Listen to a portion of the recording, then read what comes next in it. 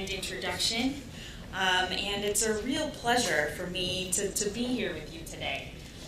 It's a great honor to be able to speak with all of you at this meeting, and the topic is of incredible importance, so I applaud you all for your diligence in addressing this very important topic. So indeed, the topic that I'll be discussing is achieving reproducible mouse studies. But before I dive into the meat of that, I'd like to spend just a few moments explaining who we are at the Jackson Laboratory. So our mission is to discover precise genomic solutions for disease and to empower the global biomedical community in the shared quest to improve human health.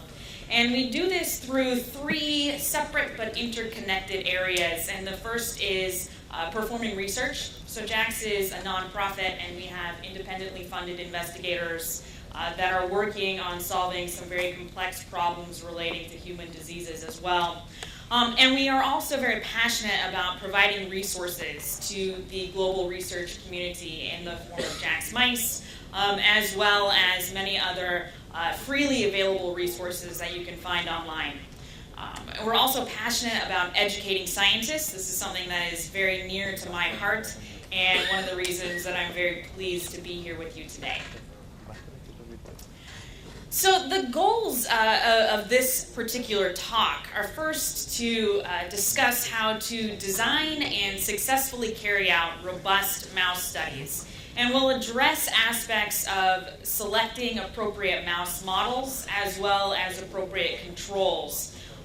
We'll also touch on choosing quantifiable assays so that you can generate meaningful readouts. We'll also talk about how to plan for sufficient sample sizes to allow you to better answer your particular experimental question. And then lastly, we'll discuss how to communicate your methods completely and accurately, all in the framework of achieving reproducible mouse studies. And so at this point in the conference, the three R's are very familiar to all of us here. We discuss really reduction of mouse use through aspects of proper strain selection, as well as appropriate selection of sample size so that you have enough mice to power your study, but you don't necessarily need an exceedingly large sample size beyond what will already inform a meaningful result. We'll also discuss accurate and complete reporting methods and aspects of refinement, including aspects of animal stress that can be managed through changing handling, housing, and health status of your particular animal room. So we like to think about the possibility of a fourth R existing, and that the fourth R can be reproducibility. And reproducibility in the framework of two separate areas, another two R's. There's a lot of R's involved in this discussion. One as replicability. And so a replicable experiment really gets at the aspect of precision within the experiment. So if you do an experiment and then change absolutely nothing and do it again, can you repeat the result? The second concept is reproducibility. And so in that, we mean if you do an experiment and then repeat that study, maybe with some slight variation in methodology in a different lab group, across publications, are you able to arrive at a similar biological conclusion, an aspect of concordance of results that really reveals a fundamental truth about the biological question that you wish to study? So both of these factor together for reproducible animal experiments. So the first thing to start with here is selecting the appropriate mouse model. And so I draw your attention to this particular image where we think of mice as being a uniform reagent, right? That they're all going to behave the same. But you can see mouse 1, mouse 2, mouse 3 all read the textbook, but mouse 4 chose to face another direction. And so how do we take this inherent characteristic of the model that we choose to work with and use that to inform our selection of appropriate models and controls? And we touched on this in the previous talk, and I'd like to highlight again that mice are models. And They mimic human disease symptoms, but they may not necessarily follow the same mode of action. And so if you use that as a framework for the biological questions that you wish to address, that can go along with it. And I'd like to give the example of some common mouse models of type 2 diabetes, the leptin receptor DB mutant and the leptin OB mutant. So homozygous mice for both of these mutations are obese, they develop hyperglycemia, and they have beta cell atrophy. So really, they model aspects of human type 2 diabetes, but they do this through a monogenic mutation in either leptin receptor or leptin, whereas human type 2 diabetes is most frequently a polygenic disease. So the mode of action of these particular models does not, in fact, directly mimic what occurs in the human. But because of the phenotype, they're still a profoundly useful model tool. So the importance here is to perhaps identify that a single model may only partially reconstruct a specific aspect of the disease phenotype that you're studying. So you may consider addressing this by testing multiple disease models to determine whether it's relevant to your hypothesis about a particular therapy. And so we can highlight this again, that how your model selection can have direct impact on how you design your experiments. And so looking at another commonly used strain to model human type 1 diabetes, the NOD-G-LTJ, we see a couple of characteristics. One, we see that there is some variation in the onset of the diabetic phenotype over time. And two, we see that there is a profound difference in the phenotype depending on the sex of the mouse. And so with that knowledge, you would approach your experimental design from the standpoint of selecting the sex that may give you the more appropriate biological readout. And you may also choose to use something like a rolling enrollment so that you're able to plan your studies to enroll a mouse when they show a diabetic phenotype, which may be at a variable point in time depending on the phenotype progression.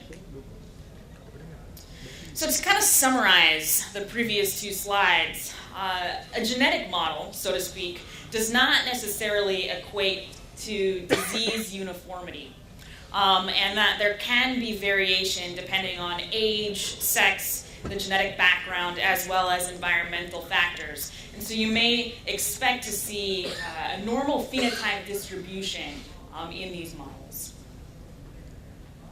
So the fundamental take-home from that is to be able to adjust your experimental design to accommodate for what is known about the model characteristics. And so controls are of crucial importance, and I will actually say that the majority of my PhD was actually based upon having selected appropriate controls for an early experiment. So I can't reiterate enough how crucial it is to select all of the appropriate controls for a study. And so I'll highlight, in fact, genetic controls, where we can think of a wild-type control versus a genetic mutant, but also to pay attention to the genetic background of the strain that you're working with, as well as the substrain that you're working with. And so we often speak about C57 black 6J and C57 black 6N substrain mice. And I'll highlight an example of how that's relevant to a particular experiment here. So in this particular experiment, the investigators were studying the effect of MAP kinase 9, or JUMP2, on acetaminophen-induced liver injury using alanine aminotransferase, as the readout after acetaminophen treatment. And so we see in the JUMP2 knockout an elevated level of ALT compared to the black 6J control, which would allow you to conclude that JUMP2, functional JUMP2, is hepatoprotective. However, if you use a C57 black 6N substrain mouse as your control, you would conclude the opposite, where you would have reduced levels of ALT in the JUMP2 knockout, leading you to make an opposite conclusion about the functional role of that particular gene.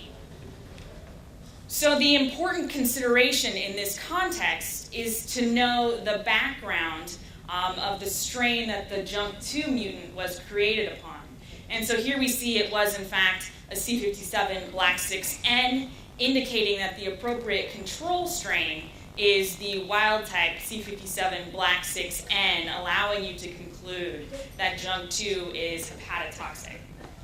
So this particular example highlights very nicely how paying appropriate control to substrain differences and genetic backgrounds can really impact scientific conclusions and how you interpret your results going forward. So another aspect of reproducibility in mouse studies is genetic stability. And when we're working with inbred strains, you can still not escape the reality that the genome is dynamic and that over time there will be changes that occur. And so it's important to know the history and the genetic background of the mouse strain that you're working with, and also to work with vendors that maintain genetic quality, and to purchase in new breeders or cryo-recover mice as necessary to maintain the stability of the genetic background of the strain that you're working with. So if you're working with a collaborator, it's often really useful to ask them about the genealogy of the mice and to perhaps verify the background with tools like a genome scan. All right, so we'll touch on choosing quantifiable assays here. And so another important point in all of this is to know that if you're working with an inbred strain, there may be inherent characteristics of that strain that make them more or less suited for a particular experimental readout. For example, there are many strains that develop age-related hearing loss. And so in that context, that likely would not be a suitable candidate for a study using a startle response. And so having an understanding of the fundamental normative biology of the strain that you're working with can really go a long way in conceiving experiments.